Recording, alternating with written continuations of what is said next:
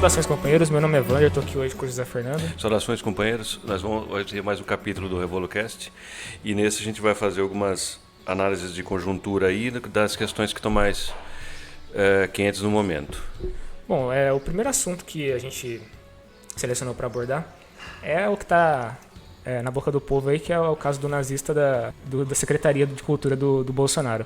Acho que todo mundo já sabe, né? Mas dando uma breve contextualização, o sujeito fez um pronunciamento sobre um programa do governo e na estrutura do discurso dele, ele incluiu uma fala de um ministro nazista da propaganda do Hitler, né? E, bom, isso por si só já demonstra exatamente o caráter do tipo de gente que o Bolsonaro seleciona para trabalhar. A gente já tinha comentado que esse seria o perfil mesmo dos contratados do Bolsonaro, mas agora ficou bem evidente. Na internet houve uma comoção muito grande de pessoas que se deram conta do que estava acontecendo, né? Imediatamente após o discurso dele, acho que foi na quinta-feira, o pessoal que percebeu colocou na internet, olha, é um discurso com uma estrutura semelhante à do Goebbels, não me recordo exatamente o nome do ministro, Goebbels. E começaram a sinalizar isso daí. Algum tempo depois ele foi demitido, né?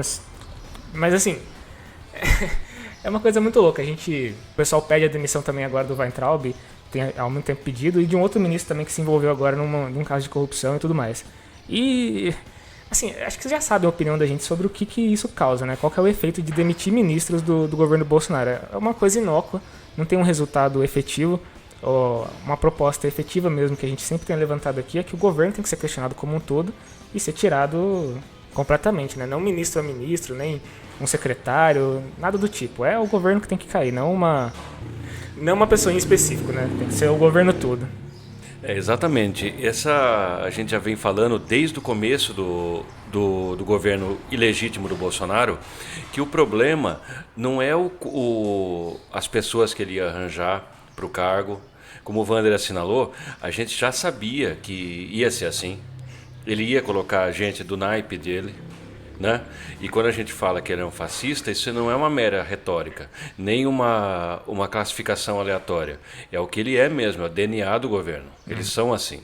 Não pode se esperar nada dele. Por isso que a gente acredita que é uma conta de 1 mais 1. Sim, se você... é o Roberto Alvim, né? Que é o nazistão lá. Uhum. Ele não foi demitido do governo por ele ser nazista. Ele foi demitido do governo porque ele deixou claro que ele é nazista. Uhum. Né? Se ele soubesse ocultar um pouco as intenções dele, ele estaria no cargo. Você viu que o próprio Bolsonaro, no tweet que ele colocou anunciando a demissão do secretário, foi que ele teve um discurso infeliz. Ou seja, não é atitude. Ele não soube falar. O cara montou todo um cenário lá. Acho que ele porque como ele é diz que é dramaturgo, né? Uhum. Nunca nem tinha ouvido falar desse cara. Como todo direitista, ele é um nulo em cultura. Mas parece que ele quis montar lá um palco, montou, ficou ridículo, até igual a disposição dos objetos na mesa. Ele montou toda uma mise-en-scène para fazer um impacto. Acho que ele estava muito embevecido com o poder, então ele quis fazer acho que puxar o saco do chefe, etc. e tal. Quis fazer isso aí. E o pessoal das esquerdas, mais uma vez, bateram a cabeça em 2 pontos que eu queria que a gente comentasse aqui. Uhum. Eu não lembro qual partido, muito provavelmente é o PSOL, pediu que o Alvim seja processado criminalmente por apologia ao nazismo. Vejam só, primeiro ponto. A Paula Lavigne, que é mulher do Caetano Veloso lá, muito ligada a setores do PSOL e da esquerda pequeno-burguesa, tirou uma fala que eu vi no Estadão de hoje, que é assim, sobre aventar a possibilidade da Regina Duarte ir para a Secretaria da Cultura. Né? Ela falou assim, menos mal, porque ela é de direita, mas não é nazista, então é uma contenção de danos. Está errado. Não é bem assim, porque senão eles vão ficar numa de trocar secretário até o final do governo. E a estrutura vai ser sempre a mesma, vai ser colocar alguém que está alinhado com os princípios do bolsonarismo. Esse cara que saiu agora é completamente alinhado com os princípios do bolsonarismo, porque assim, a gente não explicou em detalhes, mas o nazismo ele é uma expressão do fascismo com características próprias. E tentar importar isso daqui para o Brasil mesmo que seja na estrutura de um discurso, coisa do tipo, demonstra exatamente qual que é a estrutura do governo Bolsonaro, uma estrutura fascista. Obviamente, tem diferenças, né? O governo Bolsonaro tem uma ligação esdrúxula com Israel e a comunidade judaica, mesmo que também muito direitista, parte dela, né, grande parte dela, alinhada com os Estados Unidos e tudo mais, repudiou a fala do ministro. Mas assim, eles também são ultradireitistas, eles também são ultraconservadores, eles não têm essa consciência que o pessoal está querendo dar de que, por exemplo, o Bolsonaro demitiu o secretário, então, menos mal, o cara não é nazista. Não, ele é nazista, sim. Claro que ele é. Só que nos moldes dele, na maneira dele de pensar. Ele é um pouco, por conta do cargo que está ocupando agora, ele tem que ser um pouco mais contido, porque senão ele vai deixando claro o general Heleno, que é o da inteligência institucional aí, que é o cara do Gabinete de Segurança Institucional do Bolsonaro. Ele tirou uma nota falando fazendo demagogia, né? Com cinismo, falando que a queda do Alvim se deu ao apreço que o povo brasileiro tem pela democracia e pelas liberdades individuais. Não, ele não gostou do resultado. Sim. Eles só estão avaliando que isso aí, como eles são pessoas muito estratégicas, eles estão avaliando a queda desse ministro como assim. Não vai ser tão fácil fazer o povo engolir um negócio ditatorial assim. O governo tem um plano para a cultura, que é um plano bem claro, e que está baseado no patriotismo, em princípios religiosos e tudo mais. No discurso do Alvim, dá para perceber isso daí. Ele elenca uma série de características que ele deseja para a cultura brasileira. Inclusive, por isso que ele parodia o ministro do Hitler, porque ele quer que seja uma coisa nacionalista, que seja ligada aos princípios e valores que ele julga que sejam os princípios e valores nacionais. E ele vai falando essas coisas. Se você casa esse discurso com o do ministro das Relações Exteriores, aquele maluco também, eu esqueci o nome dele agora. Você lembra? Eu sei que mas me fugiu o nome agora. O sobrenome dele acho que é Araújo, eu não me recordo agora. É o Araújo. Eu não sei se é Roberto Araújo. Bom, não importa. O que importa é que assim, a retórica ela é bem estruturada, como eu tô batendo na tecla toda hora. E essa estrutura que deve chamar a nossa atenção, que é o quê? Rebaixar a cultura a um fanismo, a uma espécie de exaltação a valores que o governo Bolsonaro quer promover. Então, assim... Você vai esterilizar a cultura no sentido geral. Sim. Eles não querem que a cultura seja promovida pelos brasileiros, pela cultura popular, pelo que os brasileiros gostam de ver.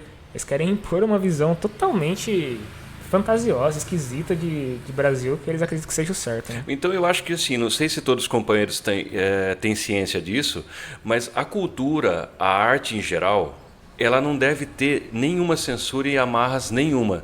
E a gente diz isso de um ponto de vista marxista mesmo. Não sei se todo mundo tem ciência disso. Durante a era stalinista na União Soviética, eles começaram um projeto de cultura que chamava Proletkult. Aquilo lá era uma das coisas mais reacionárias possíveis, que assim, toda a arte tinha que ser obrigatoriamente voltada à exaltação da União Soviética, etc. e tal.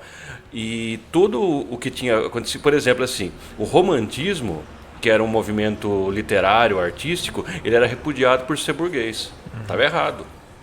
Só que aquilo lá era uma conquista do patrimônio cultural da humanidade, etc. e tal. Então, a arte não há de ter nenhum empecilho, nenhum impedimento. O artista tem que ser livre para criar o que ele quiser. E o que como você estava assinalando, o que o Alvim queria era exatamente isso. Eles querem anestesiar a cultura para que ela não tenha um caráter emancipador. Exatamente. Que ela tem que ter, efetivamente. O caso do Marighella, ele demonstra também bastante do que o governo Bolsonaro pretende para a cultura, que é não dar voz a uma parte expressiva do que a população já fez em defesa dos seus próprios direitos e como um personagem importante que é o Marighella.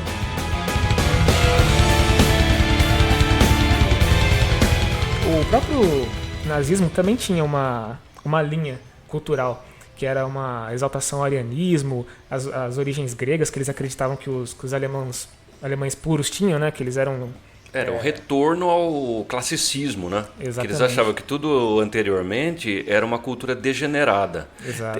Termo que já foi usado no Brasil, né, ao arrepio de qualquer pessoa que tenha apreço pela liberdade de expressão, eles vêm e classificam algum tipo de arte que eles não gostam de degenerado. Isso aí é um tipo de coisa absurda de falar. Isso fecha completamente espaço para que o artista possa expressar um antagonismo ao que está sendo colocado, ao status quo. Então, se eu tenho uma arte escolhida, qualquer outra arte que seja marginal, periférica, é uma arte excluída. Ela não vai ter espaço no edital. Assim, a gente tem que entender também que essa estrutura de editais que existe no Brasil é uma estrutura de poder. Obviamente que ela foi criada não com esse intuito, né, não com esse objetivo de impor alguma coisa, mas ela pode ser usada para isso. É o que está sendo feito agora, né? Eles fazem um edital, colocam os critérios lá e abrem para uma suposta competição justa. Aí você manda seu projeto, se o projeto tiver uma denúncia, se tiver uma crítica, ele automaticamente está excluído, está no ostracismo.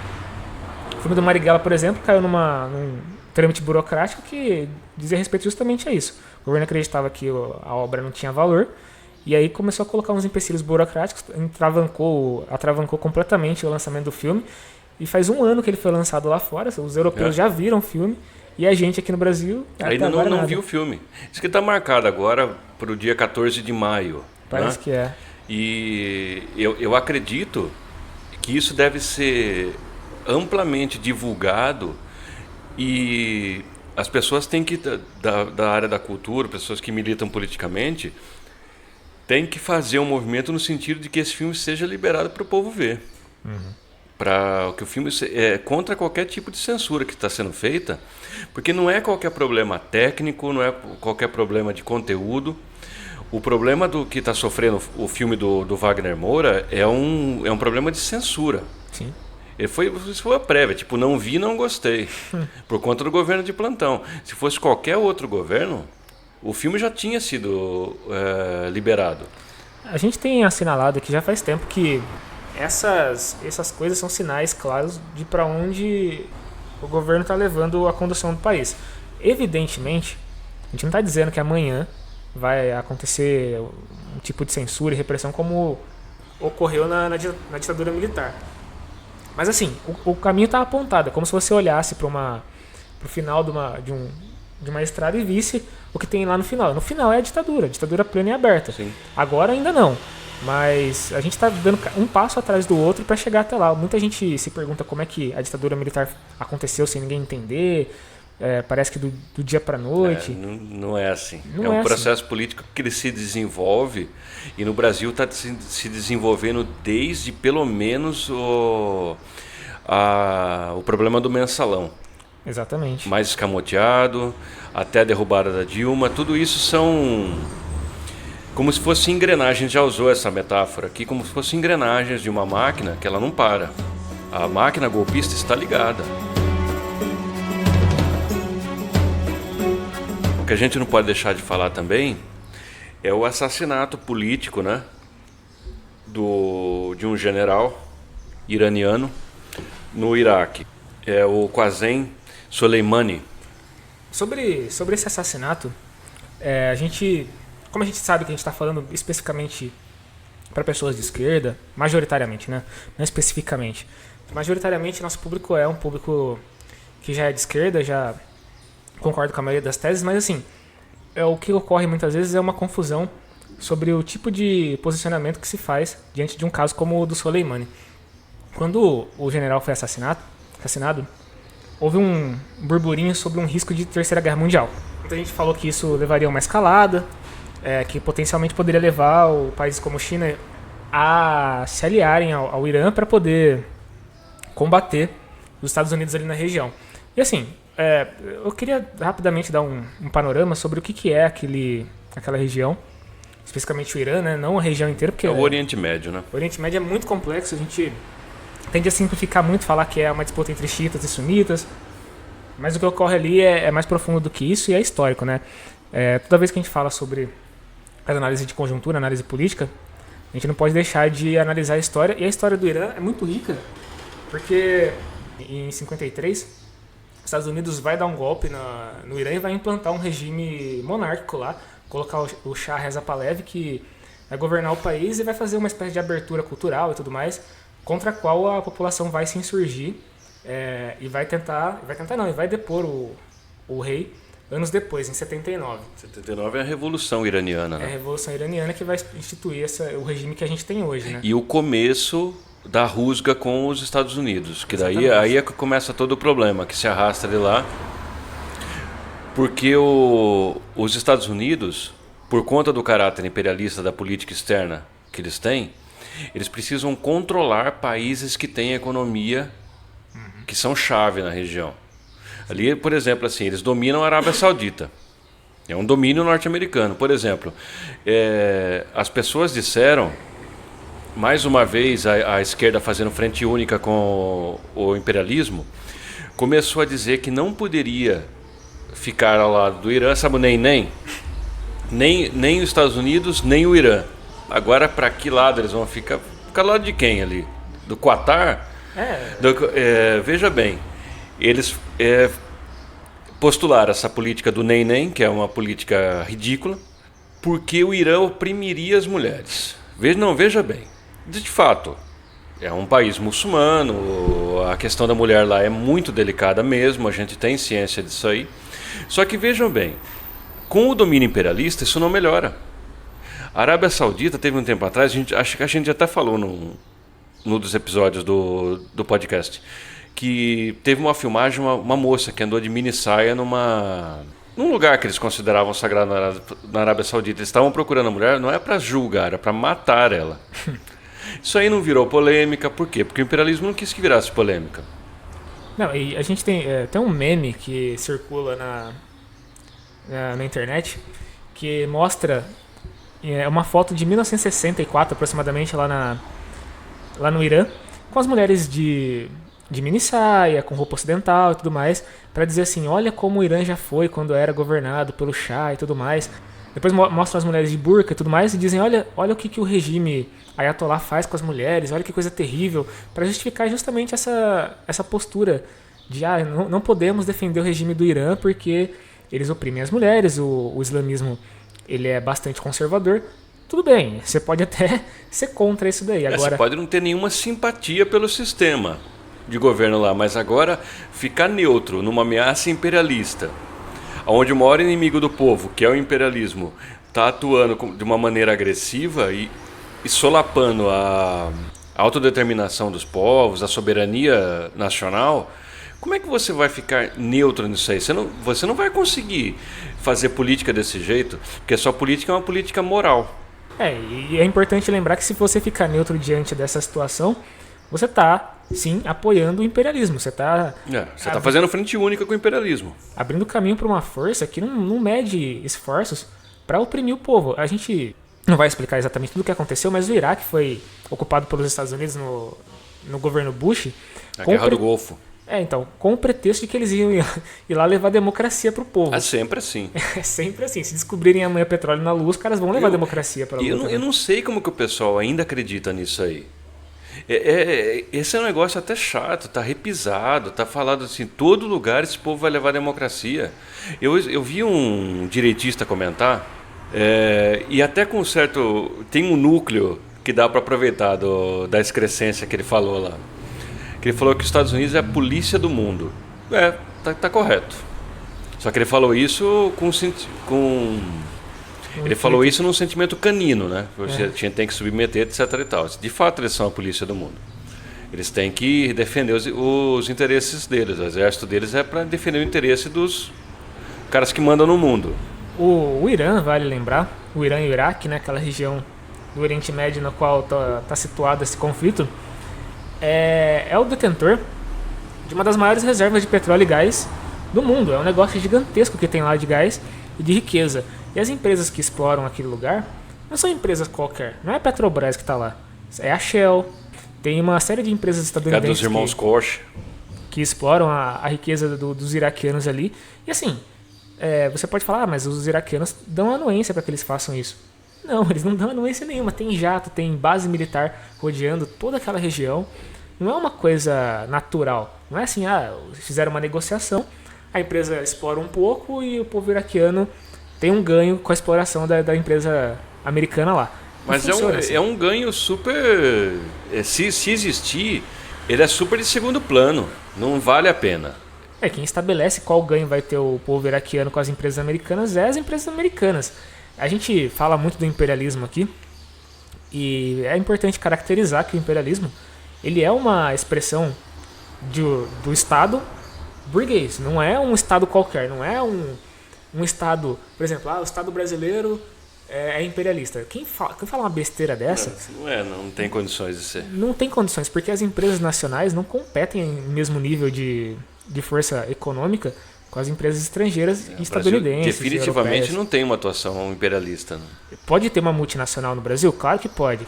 Uma multinacional com potencial de impor a outro país, através do Estado brasileiro, sua própria vontade de exploração de um povo, de um outro povo, de uma outra nação, isso não existe. Eu vi um cara comentando em um dos fóruns que eu participo, falando, bom, a gente não pode apoiar o imperialismo iraniano, e nem o imperialismo americano, e nem o imperialismo iraniano. Não existe imperialismo iraniano. Eles falam que porque o Irã xiita apoia o Iraque xiita, tá havendo ali uma interferência de caráter imperialista. Meu Deus do céu. O pessoal não compreendeu o que é imperialismo. É exatamente por isso que eu digo. Um país como o Irã apoiar a resistência iraquiana contra o imperialismo americano, isso não é imperialismo. Isso é uma coisa racional de se fazer. É exatamente porque o Soleimani foi assassinado. O que chega até nós na imprensa, que tem que ser tudo filtrado, né? Que é só terrorista, demônio, monstro, né? O cara não era nada disso. Eu não sei se ele era bom ou mal no sentido moral cristão da palavra, ocidental. Esse cara parece que ele aparecia como um articulador político lá, muito influente. Ele militava desde 79. E ele servia como um ponto de aglutinamento das resistências do Oriente Médio definitivamente contra a presença imperialista ali. Então vocês perceberam o perigo que esse homem era? Ele era um cara com uma força diplomática enorme e ele estava organizando resistências pontuais em diversos países que são colocados contra a parede, tem a soberania esmagada pelos Estados Unidos. Ele estava organizando pontos de resistência a isso aí. Então o assassinato dele foi um assassinato político, tem que ser repudiado por qualquer pessoa que acredite na democracia de fato e que os países devem ter a sua soberania assegurada acima de qualquer valor. Por exemplo, assim, ninguém vai dizer lá o que os Estados Unidos está fazendo ou não. E aqui vale um comparativo também sobre o tipo de interferência que se faz. Por exemplo, a interferência de Soleimani, ela apoiava movimentos populares que estavam ali para se livrar de um algoz que estava ali para explorar o povo do Iraque, né? Então, o que o Soleimani fazia era reforçar ou ajudar a reforçar uma resistência legítima. Agora, por exemplo, os Estados Unidos em Hong Kong, que também está ocorrendo uma revolta ali, e o pessoal impunha em Hong Kong, a população de Hong Kong, uma parte dela, né, mais universitária e de classe média, está empunhando bandeiras dos Estados Unidos para dizer que eles são aliados da revolta dos universitários ali, que querem uma interferência estadunidense no país para poder ajudar eles a se livrar da China. Isso que horror! É uma coisa completamente diferente do que está acontecendo. Os Estados Unidos não ajudam ninguém a se livrar de nada. Eles vão ali para impor a própria vontade, né? Então a gente não deve comparar as duas coisas, não deve se confundir, porque pode parecer igual uma revolta que ocorre em Hong Kong com uma revolta que ocorre no Iraque. O pessoal fala, mesma coisa, né? O povo na rua ali, o pessoal tá brigando, os Estados Unidos vai ser aliado de um dos dois ali. Não é assim, não funciona dessa maneira e nunca vai funcionar. Eu acho que é importante a gente ressaltar isso. É assim, e tem que se destacar do ponto de vista estratégico, de guerra mesmo, há de se destacar que o Irã é uma potência nuclear. E os Estados Unidos nunca admitiu isso aí. Ele nunca admitiu isso, como ele não admite em qualquer país do globo. Só que a gente fica naquela pergunta, por que eles podem ter o armamento? Por exemplo, a Coreia do Norte não entra no programa de fechamento das usinas nucleares, etc. e tal. E não vai entrar. Não tem negociação com o Kim. E a gente tem que também observar que assim, o Soleimani matou gente? Eu vi muita gente falando isso. Ah, mas o Soleimani mata pessoas. Como assim a gente vai chorar pela morte do cara? Você tá numa guerra, meu irmão. A guerra é assim, as pessoas matam pessoas, né? Você tem um país invadindo o outro. É você conflito. O que vai fazer? O cara era um militar. Exatamente. Ele morreu fazendo o que ele precisava, mas a gente não vai endossar essa morte e falar que ele merecia porque ele também matou pessoas. Isso aí não existe. E outra, isso aí é uma coisa besta de se pensar. Porque você vai medir a política por uma regra moral. Não é isso aí. A política, ela é a expressão da economia, do que acontece nos interesses econômicos de cada país, etc. E tal. No final das contas é isso. Agora, por exemplo, assim, a atuação dos Estados Unidos, veja bem que absurdo. O Soleimani era iraniano. Mataram o cara em Bagdá, no Iraque. Com um drone. Então é aquela coisa, o que é isso? O cara, vocês pegam um líder político que está ali, vocês matam ele em outro país sem a anuência das autoridades iraquianas, a troco de uma coisa que ninguém precisa explicar. Cinicamente tiraram uma nota falando que era para diminuir os conflitos. Nenhum. Isso aumentou os conflitos. Teve bombardeamento já. A coisa subiu o tom.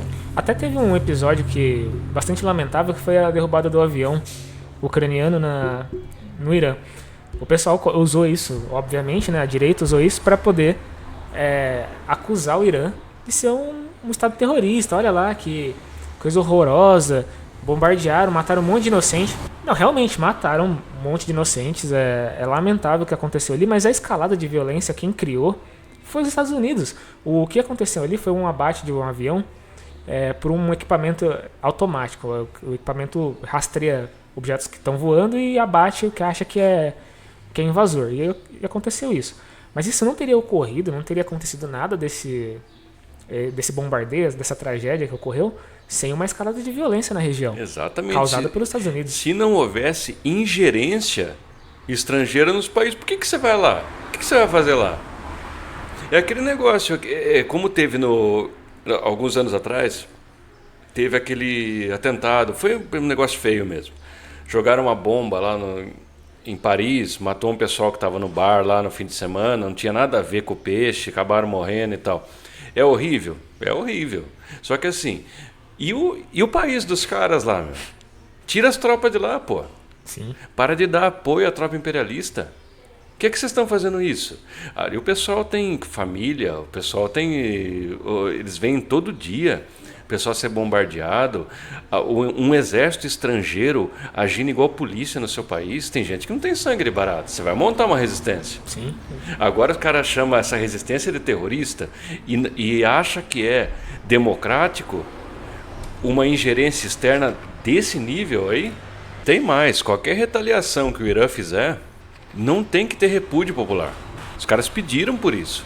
As bases que tem no Iraque, na verdade, tem que desaparecer de lá. Se o Irã bombardear tudo que tiver lá, e o Iraque também ajudar a tirar tudo que tiver lá de americano, cara, morreu gente, paciência, velho. Os caras têm que desaparecer dali. Aquele território não pertence a eles, nunca pertenceu. Eles têm que sumir dali. Eles têm que ir para casa. Mas eles não podem, porque isso aí não vai acontecer, porque eles têm que ser derrotados. Por exemplo, esse aí é um índice da atuação imperialista no mundo. Por exemplo, aqui no Brasil, tem dedo dos caras. Tem vários indícios que o golpe que derrubou a Dilma, ele foi gestado nos Estados Unidos. O pessoal da CIA, o pessoal do Departamento de Estado norte-americano. E todas essas pessoas aí. O Moro, por exemplo, é um agente desses caras. Sim. Recentemente eles foram Ele vai sempre para lá. Foram fazer uma visita para lá e foram para a CIA. O que ele vai fazer lá? Um juiz. Um juiz de primeira instância. O que ele vai fazer lá? Bom, companheiros, então a gente vai retornar mais tarde sobre esse assunto. O imperialismo precisa ser visto sobre uma ótica econômica. É muito importante ver como que os monopólios econômicos vão gestar esse tipo de processo imperialista em detalhe. É importante entender também, porque a gente fala que muitas vezes se esquece que tem todo um processo para gerar essa consequência, né? E a gente vai voltar para esse assunto, mas por hora a gente vai... E de repente até usar o livro do Lenin, sim, que estuda o imperialismo, né? O imperialismo na fase superior do capitalismo, que ele dá os nortes aí de como é feito, né? Bom, então é isso, companheiros. Muito obrigado pela atenção de vocês e até o próximo episódio. Até a próxima, fora Bolsonaro.